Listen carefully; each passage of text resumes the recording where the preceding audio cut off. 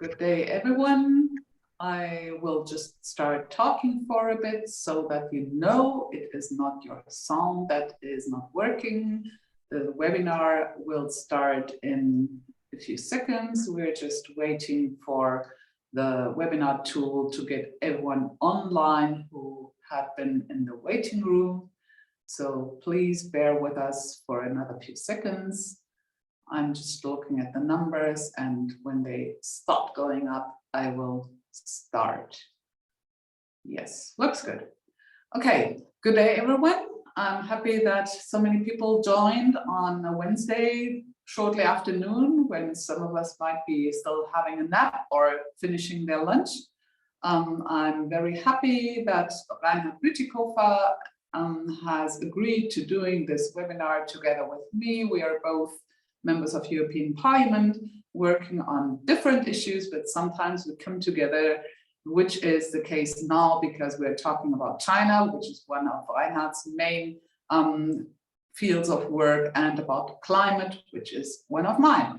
And we are very happy to have with us Belinda Schepe from E3G. She's climate diplomacy researcher on EU-China relations. And we will have Martin Voss from German Watch, who is also working on climate diplomacy and cooperation for Asia and especially China. For the housekeeping rules, this is a public webinar. It will be recorded and will be shared afterwards so that people can watch who might not have been able to connect with us today. For any technical issues which you might encounter, please use the chat function. But for questions and answers, we would beg you to use the questions and answers tools, because else we would not be able to keep track of what has been asked. In this tool, you can also vote for a question you would really want to have answered in this webinar.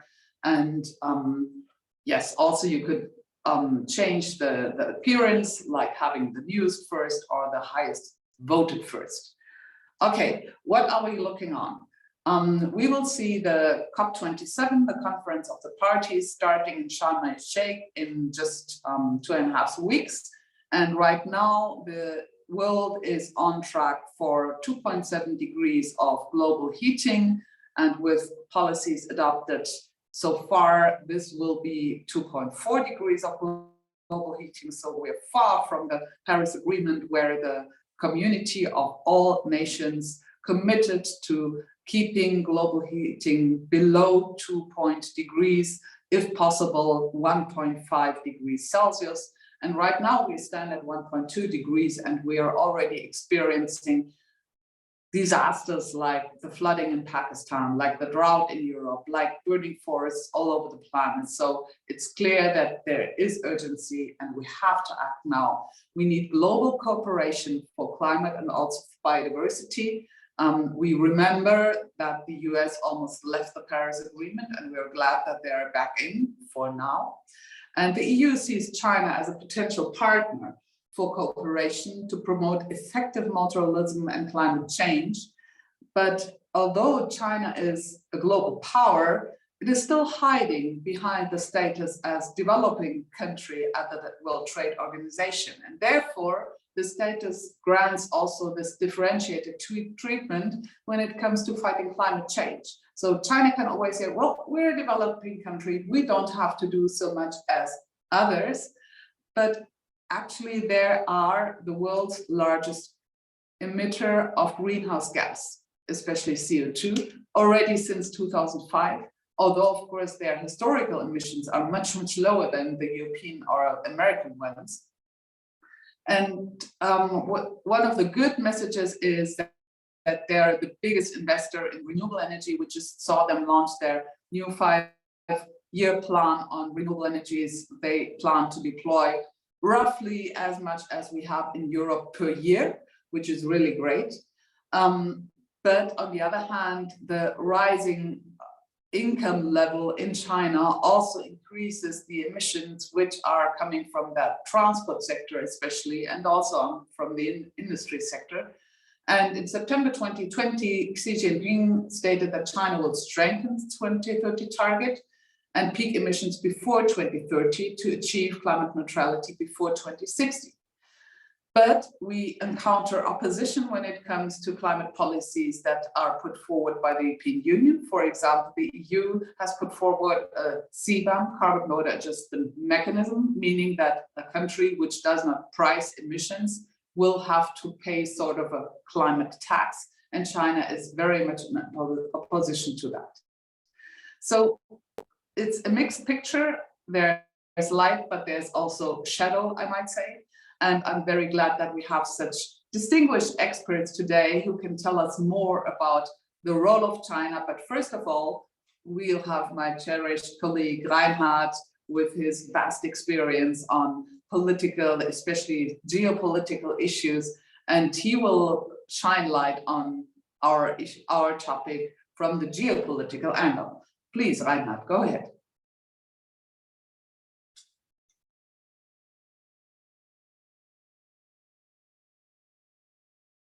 You would have to unmute.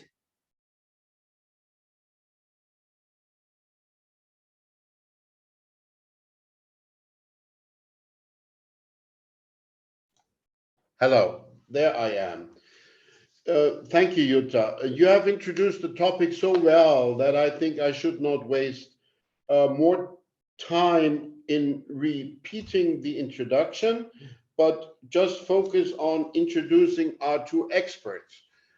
Because we're very privileged to have them on board, and I want to maximize the opportunities for all the participants to learn from them.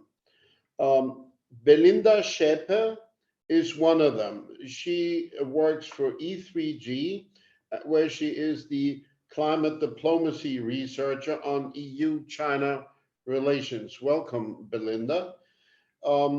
She is based in E3G's London office. She conducts research and analysis on Chinese domestic climate policies as well as climate-related topics in China's international relations with the US and the EU and countries in the global south. And before joining E3G, Belinda has worked in the European Commission with China Dialogue, at the Center for Multilateral Negotiations, China International Investment Promotion Agency, the Chinese Minister of Commerce and German Trade Office in Taipei. So wide-ranging experience. Happy to have you. And our second expert is Martin Voss from German Watch, where he works on climate diplomacy and cooperation, focusing on Asia and China. He is based in Bonn and Berlin, and is a part of German Watch's international climate policy team, analyzing particularly the EU's and Germany's and China's roles in multilateral fora and institutions. Belinda will probably focus more on the domestic angle, and Martin might focus more on the international angle, but there will certainly also be some overlap. Each of them has some 8 minutes to give you a first outline of their thinking and their analysis.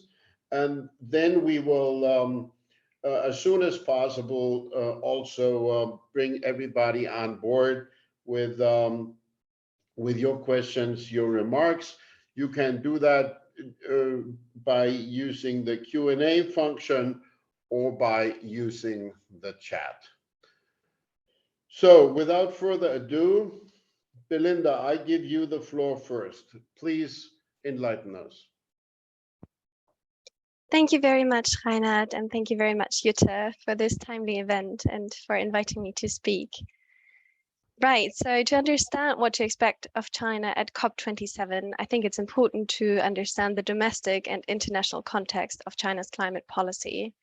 So I would like to touch on 3 aspects. Firstly, China's domestic energy policies and politics, and secondly, China's domestic climate policies, and thirdly, the implications of the assessment of both for EU engagement with China. There has been a lot of reporting recently about a coal boom in China, and I think that needs some unpacking. Energy security has been on top of policymakers' minds in Beijing and other places of the world, but in Beijing, especially after last year's energy crunch and amid the current global energy crisis, especially in a year that is politically sensitive because of the 20th Party Congress. Coal is still the most abundant energy resource in China. So when Beijing thinks about energy security, they think about coal.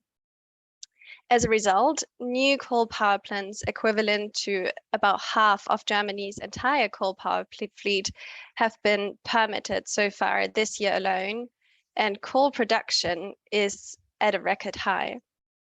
However, the generation from coal power has actually declined in the first half of this year, and data suggests that the increase in electricity demand has been mainly met by hydro, wind, and solar power.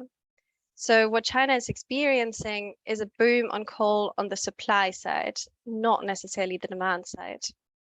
But nevertheless, we do, of course, have to acknowledge that any added coal power capacity to China's grid is a waste of investment because the current capacity is already underused and China is just locking in high carbon pathway that makes the transition going forward much more costly. The other side of the coin, of course, is China's renewable story, as Jutta has already mentioned.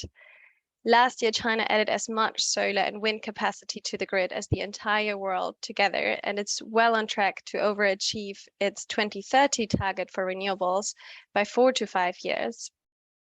But here again, the question will not only evolve around capacity, but more importantly around power generation and actual energy consumption from renewables.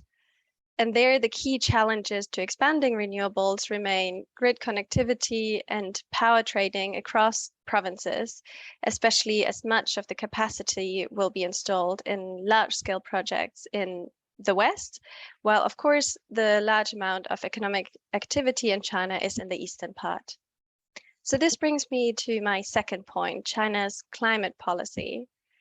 China has a policy framework to deliver climate action, but its current climate policies are highly insufficient and are more consistent with 3 degrees of global warming rather than 2 degrees, or not to speak of 1.5 degrees as agreed under the Paris Agreement.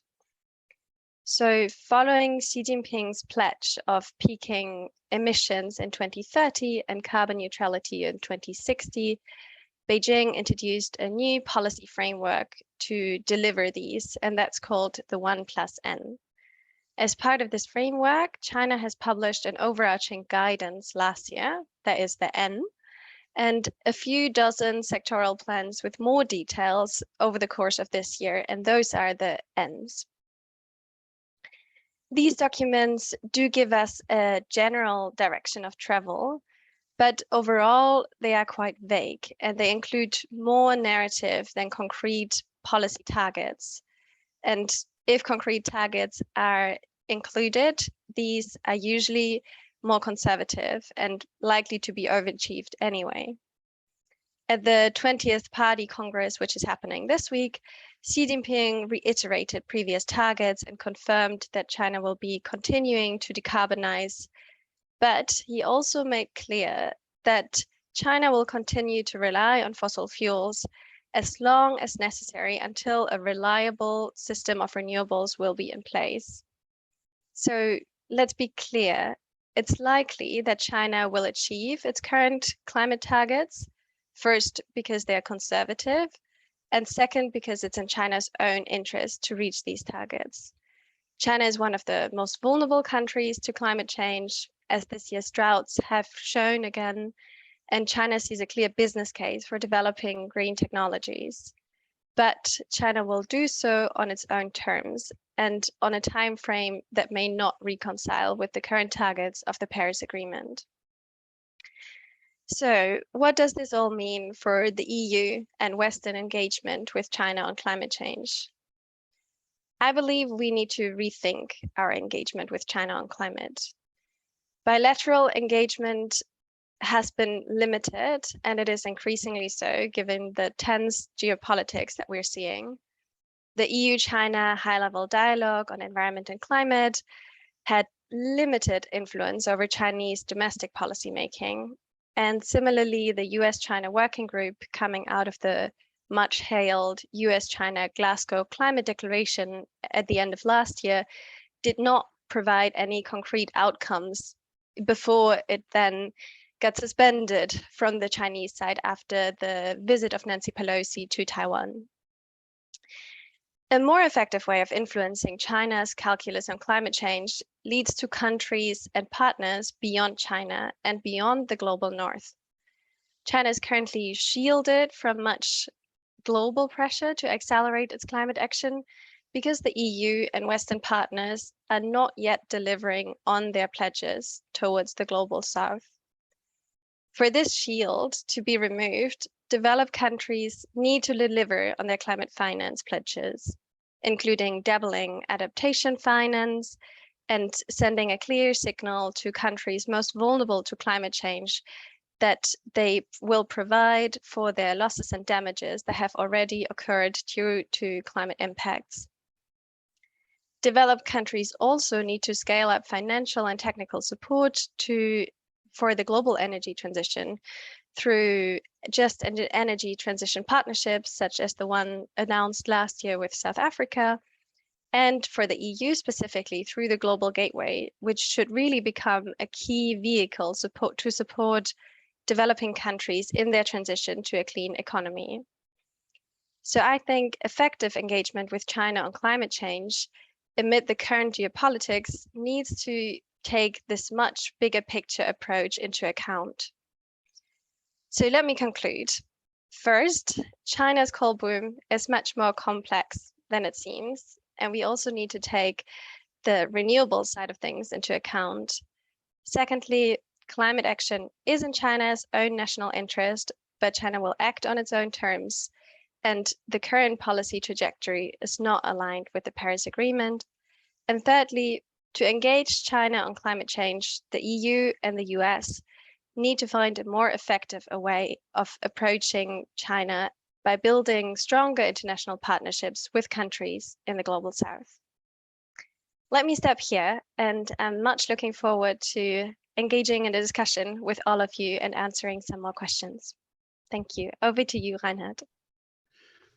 Thank you so much, Belinda. That promises already a great conversation, but not before we've also heard from Martin. Martin, please do take the floor.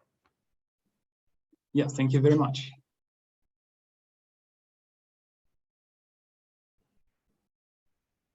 Okay, I'm set up. Thanks a lot for inviting me to speak here. I'm going to start out by looking back at COP26 in Glasgow, drawing the lines between last year's and this year's climate conferences, and point out a few things to keep in mind or to look out for. Then I'll try to make some suggestions as to what the EU and its allies could do to raise Chinese ambitions and help to close the implementation gap over the decisive decade until 2030, in which we're in right now. So what happened in Glasgow and what is to expect at COP27. Looking back 1 year, we do know that US-China engagement had a positive impact on global efforts in the lead up to the conference. This helped facilitate a number of commitments, including China's long-term strategy and Chinese pledges in Glasgow on coal, methane, and illegal deforestation. Regrettably, 2021 feels like a completely different age compared to this year. I'm not going to go into the geopolitical details and everything that's happened this year, but maybe it's interesting to look at the Chinese behavior in another multilateral setting, namely the G20, over the course of this current year. There, China has been kind of an erratic actor and negotiator. One example being the communique of a ministerial meeting in summer, where China was unwilling to support any language on climate, containing reference to the 1.5-degree goal of the Paris Agreement. The G20 group as a whole do not usually go backwards on what they've already agreed on, but this time it was clear that China did not want to repeat certain language from last year's statement. The example goes that the chair's summary of the ministerial reads that some members, and only some members, recall the Glasgow Climate Pact's request to parties to revisit and strengthen the 2030 targets in their national determined contributions. The national determined contributions being the national climate goals, so to speak, of every country. So it seems that China has no intention to change its NDC ahead or at COP27. And this raises the question of whether there's something bigger that is going on that put the Chinese negotiators in taking such a position at the G20. It could have been the upcoming Party Congress, which is in session this week, the ongoing power crisis at the time, or the strong tensions with the West over Taiwan. So I suppose in part this behavior can be explained by the geopolitical circumstance that has made the G20 a space which was fraught by the presence of Russia and the politically charged questions about condemning the war on Ukraine. So India was in the room there, which is reluctantly taking sides or not at all. China is very much steering clear of this issue. So this might have been a reason for this erratic behavior. But it needs to be pointed out that China has long been presenting itself as a champion of truly multilateral institutions like the United Nations. And just this week, within the report of the 20th Party Congress, it stated again that it wants to actively participate in the global governance of climate change. So the question is, how will China behave at the larger UN's multilateral negotiations in Egypt in November? What can we expect? This is of course hard to tell. As Belinda already mentioned, the Taiwan Strait crisis has thrown the US-China relations off a cliff, leading to the suspension of several forms of dialogue and cooperation between the two. This could be a significant detriment to the upcoming climate negotiations. Coordination between the US and China has played a role in paving the way leading up to important decisions made at climate conferences in the past, be it the Paris Agreement itself, be it its ratification in Marrakesh a year later, or last year's bilateral agreement in Glasgow. On a bright note, we have heard that China has indicated the willingness to behave differently at the climate conference in Sharm El-Sheikh. So there's that, but nonetheless, it's a fact that the preparatory and the coordination efforts this year are nowhere near the levels that they've been in past years. John Kerry and Xie Zhenhua were spotted talking on the sides of the United Nations General Assembly, but the engagement between the two sides and other bilateral engagements in past years was much more than just dialogues of this kind. Excuse me. Now turning towards Sharm El-Sheikh and COP27 in the next month, the key topics to be negotiated, the most important ones at COP27 revolve around mitigation, finance and loss and damage. And China has been obstructing progressive solutions in 2 of these 3 fields. For example, at the interim negotiations in June, China, alongside India and the Gulf states in particular, opposed an ambitious text on mitigation. Ambitious decisions in these fields could put China, the largest current emitter and largest historic emitter to be, in a position where it is held to account, and in a position where it needs to act according to its weight, both in terms of ambition and contributions. However, one of these 3 issues, namely loss and damage, was the issue where the EU and US and other developed countries have been blocking progress. They have voiced major concerns about the establishment of a facility dedicated to loss and damage. And as long as such a criticism is not complemented by proposals, it must be perceived as a blockade of this important topic. In this negotiation setting, it's important to keep in mind that China will work in its own interest and exploit any and all weaknesses within the positions of the developed countries and their negotiation positions. and it's likely to utilize such weaknesses as in a quid pro quo fashion, or in just mere whataboutism in the public-facing scenario. On top of that, China has got something else going in its favor. At the UNFCCC's forum, the distinction holds between developing and developed countries. So the categories of Annex 1 and non-Annex 1 were established in 1992 and are very broad and maybe not reflective of a more differentiated world that we live in today. Nonetheless, some degree of differentiation between developing and developed countries remains a cornerstone of the multilateral climate regime, and it is a reality that we have to work with. China counts itself not only as a developing country, but also as a champion of that constituency, the G77 plus China. This makes it easy to direct requests at the developed countries while deflecting any calls for increased responsibility assumed by China, for example, the provision of climate finance. On a side note, to explain how these negotiations can be derailed, there were blunt attempts to overcome this binary country classification, and they weren't successful. For instance, when the US tried to introduce language not recognized by the Convention or the Paris Agreements, it made it easy for China to obstruct progress with the mitigation work program this year. And the US had introduced the term major emitters to replace the distinction that I've introduced earlier. So how can we influence the outcome of COP27 with respect to China when levels of communication and engagement are at such a low point? There are, in my eyes, two main ways to exert pressure, and both are of a more indirect nature. First, the EU and its member states in the US need to act on their climate ambitions and lead by example, challenging China to keep up, while also robbing China of the excuse that others aren't pulling their weight. Second, by founding and sincerely nurturing partnerships and alliances around the world, especially with developing countries, the EU and US can challenge the position of China as a champion of the global South. On the first point, the EU is just gearing up to improve its climate ambition. There was mention of the US Inflation Reduction Act, and these are actions that China cannot ignore.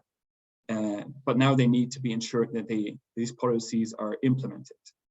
An example for the second point on alliances and partnerships is that in Glasgow last year, the methane pledge was signed by over 100 countries, and this helped putting the necessary pressure on China to make a commitment on methane in the US-China declaration.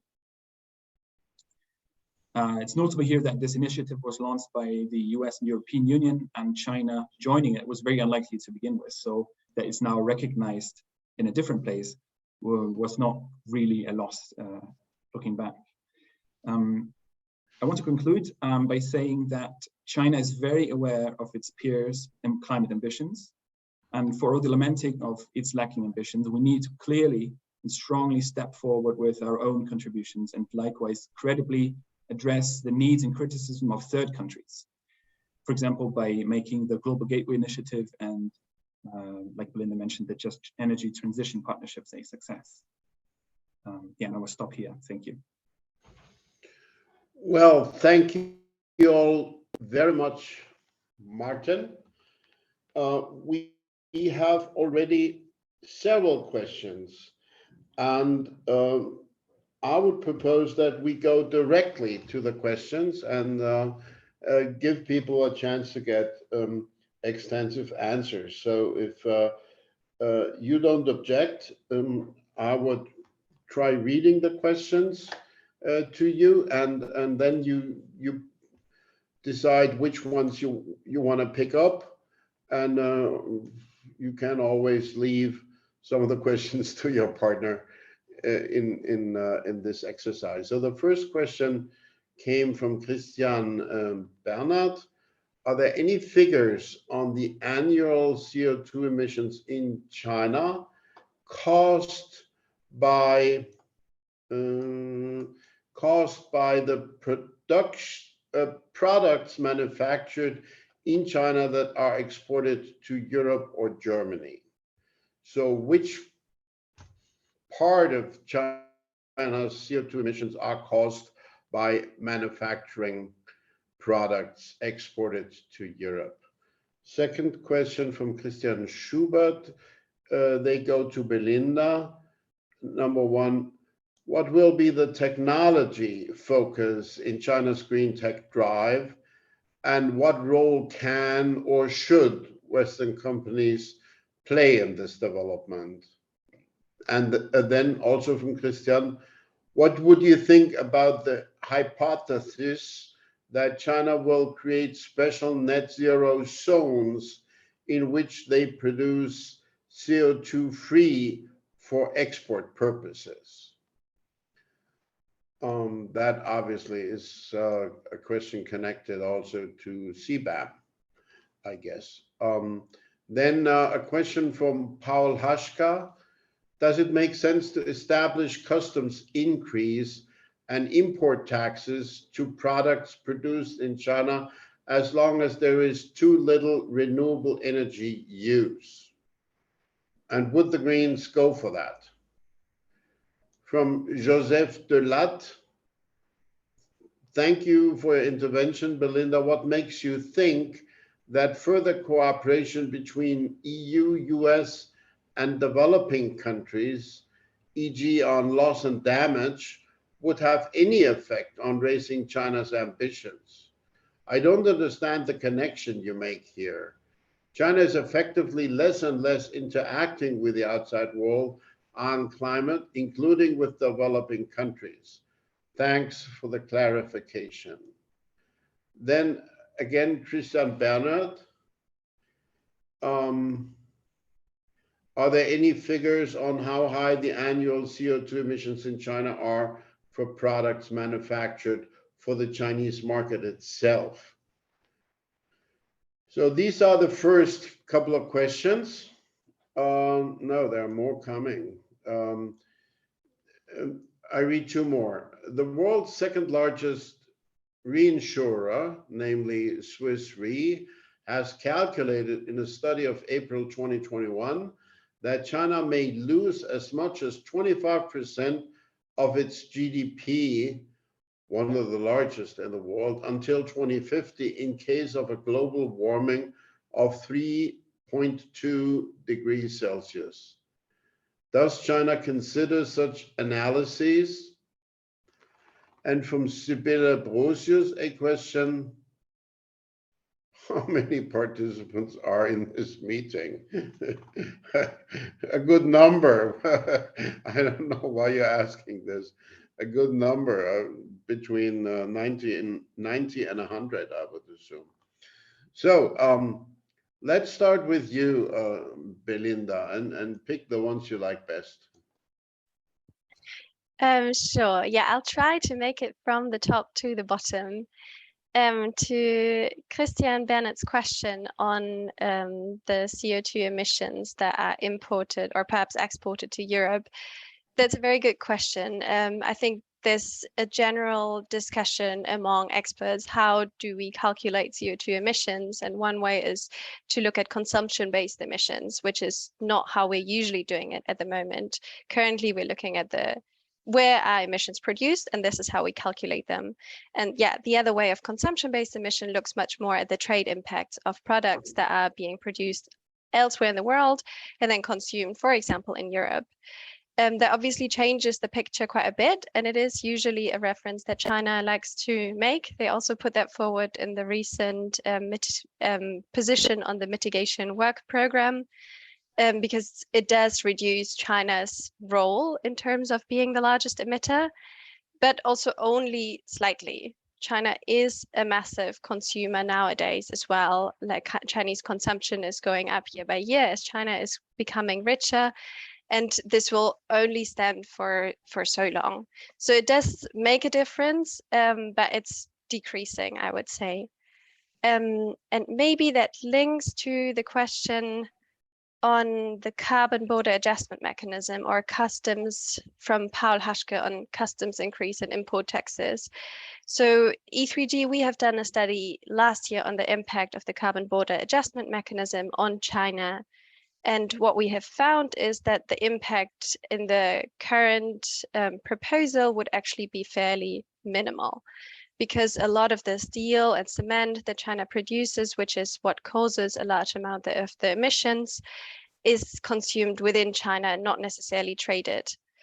However, CBAM has still made a difference to the Chinese discussion already, because it has kicked off quite some policy response. There was a lot of discussion in China. China obviously opposes CBAM, as Jutta has pointed out earlier. But it has also resulted in China acting faster on some of these and thinking through what the actual impacts could be for its economy and how could they protect themselves against it. And the best protection, of course, is to reduce energy consumption or energy intensity for these products. Which links a bit to the question from Christian Schubert on the special net zero zones. I have not heard of those before, to be honest, so I'm not sure I can answer that. But I think the general approach that China is taking is not necessarily looking at only these special net zero zones, but more to think of decarbonization on the national scale, really, to decarbonize the whole economy. And that's obviously a massive challenge. So that's much more the approach that China is taking there. There's so many more questions. Maybe I pause there for a second and pass it over to Martin, but I'm happy to come back also on the questions regarding the Global South role there. Sure. We can take turns. Martin. Yeah, I'll take the baton. I'll take the baton from you, Belinda. Quite a few interesting questions. Great to see that there's interest in this webinar here. Maybe I'll continue talking about shortly on CBAM, but then going over on China and how it perceives itself as affected by climate change and how it guides China in its ambition and its action. Well, CBAM is also initiated by the EU, something that is more part of the, so to speak, in the field that China finds itself in, within it has to interact. So it's one impetus among many, which will in the end hopefully lead to China reconsidering its policies and its regulations.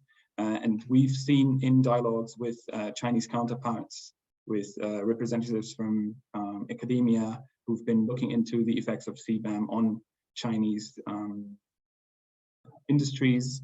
We've heard from economic actors from China that this is really something of great interest for Chinese who will want to know how their trade with the rest of the world, and especially, of course, with the EU, will be impacted by this. And even though the trajectory for CBAM is quite a long one, and it remains to be seen when it will actually be really impactful. This is something that is already in the minds of decision makers, and yeah, it's definitely something to stress and push forward in negotiations, in dialogues, and talk about this impact that we have from non-green products being traded all over the world. But it's also something that leads into the discussion of how trade of products of any kind should continue stretching supply chains all over the world, and maybe or whether they should be recalibrated, and also not only for national interests but also the interest of climate and the environment, and reduce a footprint that's definitely there due to these trade that's been going on. On the question of whether China is aware of the potential loss of GDP and economic growth due to the consequences of climate change, this is something that China is definitely aware of. China is already one of the most affected countries in mere financial value terms by the consequences of climate change. So the matter of adapting to climate and changing climate is something that is very high on the agenda and in decision makers' minds in China. So much so that there needs to be a dedicated discussion on whether or to prevent a focus being too strongly laid on adaptation and disregarding mitigation. So China is definitely stands to be impacted very much by the consequences of a warming climate, and we do know that this should be something that is guiding the ambition and the implementation on making do on the ambition that China is putting forth. So it remains to be seen when these commitments are going to be revised publicly, and where we think of the peaking goal by 2030 or before 2030, and how this turn should be done towards steering not only from the peak, but also to being net zero or carbon zero by 2060. So there's a lot to be actually put forth by China, but the motivation should be there. There's actually no doubt about the fact that there's quite a lot of motivation on the Chinese side to battle the warming climate, but regrettably, it's not done in a very cooperative manner, and there's a lot of reading the tea leaves for us remain here in the EU, for example. So yeah, hoping that this is something that will change in the future, but I also recognize that as one of the questions stated that was posed, that China is very much turning inwards and is not pursuing very progressive bilateral cooperative formats. And this is something that we're also experiencing here in Europe. And such basic facts such as that journalists are not in China or not able to work in China and report on what's going on the climate ambition, on the domestic development, in the energy sector. All those things are really part of a bigger picture that's turning from not easy to manage to really worse. Yeah, I stop here. Maybe there's some more questions that have been coming overlooked. Thank you both. I would invite everybody to also come forward with their questions, but first I want to reiterate some of the questions that have not yet been addressed. So Christian Schubert's first question about the focus in China's green tech drive and what role European or other Western companies could play in this development. I would want to repeat that question. Then I think CBAM, and that has been addressed.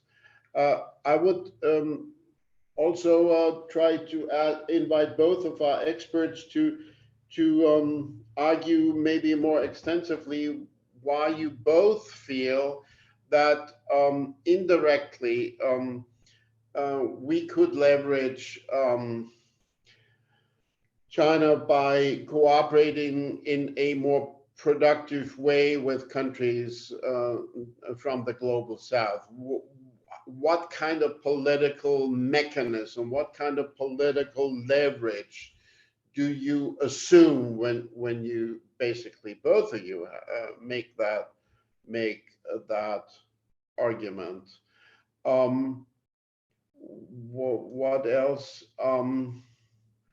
Yeah,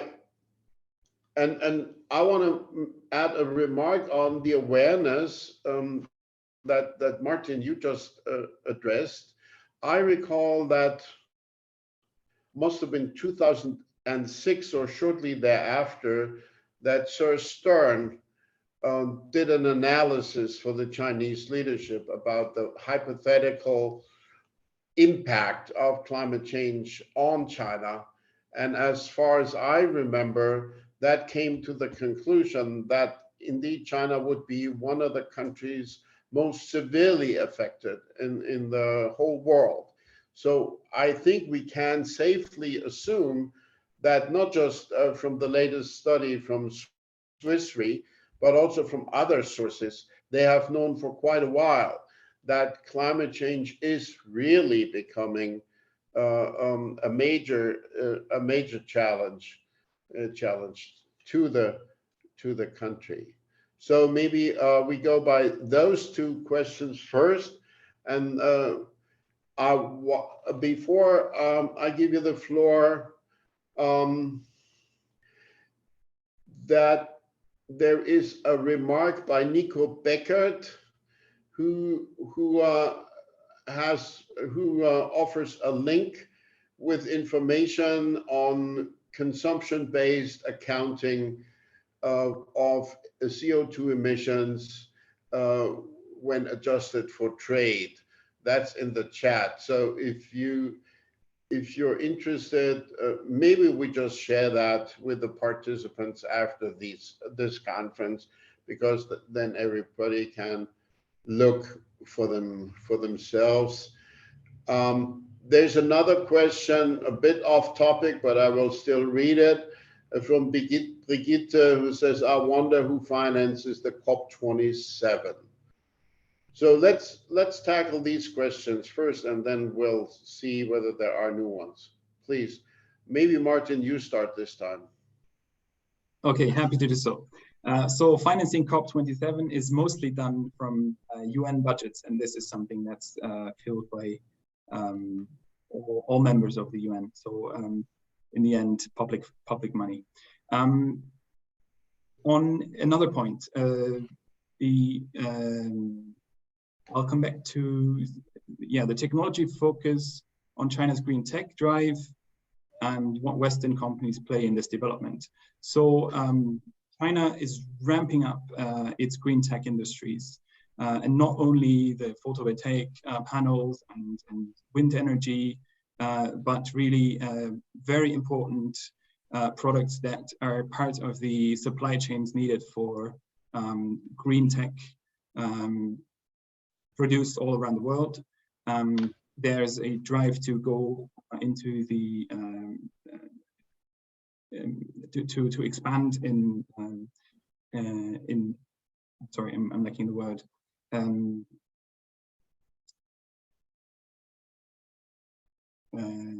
Hydrogen. Sorry, hydrogen. Exactly. The plans in China to become a leader, a global leader in green hydrogen in the end are astounding. They're making such large steps towards this, but in a fashion that we in Europe are keen to criticize, because they're going by way of brown hydrogen and very much coal-dependent generation of hydrogen, and then in the end are planning to be global leaders in green hydrogen, which is something that is not viable for many other actors in, for example, in the EU, and it's quite staggering at what pace China can go forward in trying to assume the peak, like the champion position in certain industries when it just puts its mind to it, and also is willing to invest a lot of money via industrial policies and backing its national champions, who then in the end are also equipped to compete in an international market. So this is something that we have to contend with, and we have to definitely be aware of this fact and try to do likewise with important Western companies who play a key role in innovating, in acting in markets where we still have an edge in terms of technology, in terms of output. And this is definitely something where Europeans and US industries need to try to safeguard these positions. But there's increasingly a threat that the EU and US are not working in unison on this. The heavy subsidies introduced by the Inflation Reduction Act by the Biden administration is something that needs to be contend with. There's quite aggressive regulations on in form of this CHIPS Act introduced by the US administration And these are really not something that the EU can be happy about, where there needs to be coordination, and there's a danger of fragmenting the US and the EU, so that they both stand to lose out when competing with China. So there's definitely important and swift action needed in these fields. But I see we're running out of time soon, so I'll hand over to Belinda if you want to come in on some of the points that were raised. Thanks, Belinda. Yes, I'm very happy to pick on the question on elaborating the role for engagement with developing countries. Thanks, Joseph, for raising that. So basically, there are two parts to this argument. One is that within the UNFCCC negotiations for the COP27 and all the other COPs, there is just this sticking point of developed countries who have not delivered on some of these pledges, like the 100 billion that I mentioned earlier, like doubling adaptation finance. And these are sticking points that just have been carrying on for year after year after year during the COPs. And it's very easy for China to say, oh, you want us to increase our mitigation ambition, but you're not delivering on your own pledges. So who are you to tell us? And that's obviously an issue, and it harms the negotiations, as Martin also pointed out earlier. So delivering on these things is really, really key to then put the focus of the negotiations really again towards increasing mitigation ambition, and towards also for calls for China to increase its, step up to the responsibility it holds as the largest emitter in the world. And that's currently not being called out by most vulnerable countries, because they're much more looking on the finance side for now, which is the under-delivery from the West. The other side to that story is, while you're absolutely right, China has been looking more inside. That is actually not so clear in relations to China's engagement with the Global South and with other developing countries. China has been very active still during the COVID pandemic as well, to support developing countries through many different initiatives, but especially also on climate. So, for example, last year during the forum on China-Africa cooperation, China and African countries signed an agreement on climate change to enhance cooperation on climate mitigation efforts in different sectors and also adaptation. China has also started a center with countries in the Pacific Island states to support their challenges faced by climate impacts. And China has set up a fund to support global climate cooperation with countries in the Global South in 2015 of about $3 billion, which has since been added another 1 billion, which is nearly a third of the US climate contribution. So China is actually very active in this space, and they're using it also in a way to as an aim for foreign policy goals. And that's something that's not really been understood in the West to the extent necessary, I think, because for many of these countries, climate change is the key priority, because that is what the challenges they are facing. These are economic losses that they are facing, and they are really severe. And China has been there listening to this and offering opportunities and offering some money. It's not nearly enough, trust me. And the delivery is another side of the story. But I think that's why it's so important to kind of rebuild those relationships with countries in the Global South. And that will then also encourage China to do more on that front and to revert the focus on Chinese emissions in the first place. I hope that clarifies this argument a bit more. Maybe briefly on the point on climate impacts for China specifically and adaptation. It's interesting because at in COP15 in Copenhagen in 2009, Chinese negotiators were still convinced that it would be possible for China to survive in a climate of 4 degrees warming. That's not that long ago, but since then it has shifted significantly. China has last year introduced, or this year introduced, a national adaptation strategy and update through a recent one from 2013. And that really goes into a lot of detail. And it's very clear that they do see the economic impacts of climate change very, very clearly. This is under a lot of security disclosure, but I think I fully agree with Martin. It's certainly on top of the leaders' minds. And Xi Jinping has also mentioned that as part of his speech during the 20th Party Congress. So that is one of the key motivations for China to act on climate change for sure. Thank you. If I may, I would like to add an example of what you just argued, Belinda. China has this year started a great broad-based diplomatic offensive in the Indo-Pacific vis-a-vis Pacific Island states. And some of the opposition that China ran into somewhat unexpectedly was from the fact that some of these Pacific Island states felt China was not contributing as much as it should to saving them from just going under if the sea level rises. So that's a very recent example that there is indeed a connection, and that has an impact on China's international stature.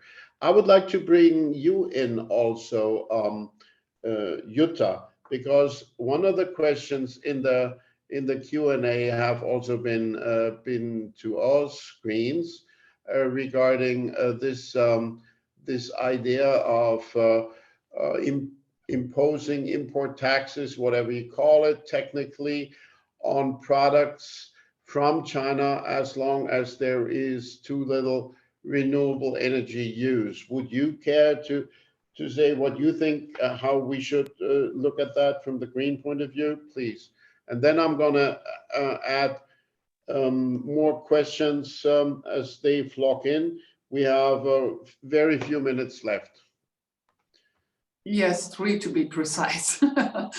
Actually, I would rather focus a bit on my personal view on CBAM, because the idea behind it is to say if a country has carbon pricing in place, then of course this to create a level playing field, we should alleviate.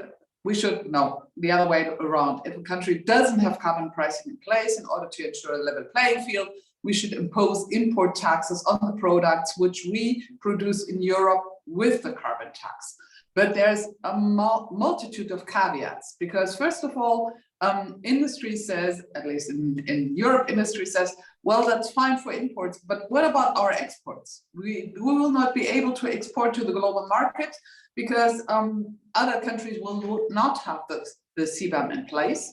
And the second question is, of course, about manufactured products. So even if you impose a CBAM on, for example, steel or ammonia, which are really highly energy intensive products, what happens if the steel is part of a car or part of a machine? Will you now calculate how many % of this machine is steel and how many % of CBAM should be attributed? Surely not. So as it stands now, the proposal goes on the raw products only, and there I fear that we might see evasion through importing ready-to-use products and thus evading this the CBAM. And the second reason, this is a bit in line with a question by Christian from BASF about the net zero zones. I can imagine perfectly well China saying, hey, this wind park is producing steel only. This electricity is used to produce steel only, and the rest of the country is still running on coal. So basically, by shifting the attribution of renewable energy to the products which fall under the CBAM, we might undermine the effect furthermore. I do understand the idea behind it. I don't have a perfect solution. I really have to make this very, very clear. But that's why I personally think the CBAM is problematic. But hearing that it has sort of pushed policy and action in China, that is a good thing. And that would be worth it already. Thank you, Jutta. I think, unfortunately, we have to bring this to a close. So let me quote Gerd Trapp from RISA, who says, "Vielen Dank für die Redebeiträge, and particularly to Belinda Schepe and Martin Voss."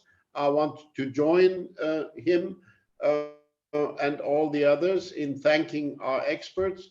That has been quite interesting and educational. I've learned a lot. I hope so that others can join me in that assessment, and we will continue to try to offer opportunities for discussing about China's role in many dimensions of our international relations. Thank you, Jutta, for the partnership. Thanks to all the attendants for their interest. I wish you a good rest of your day.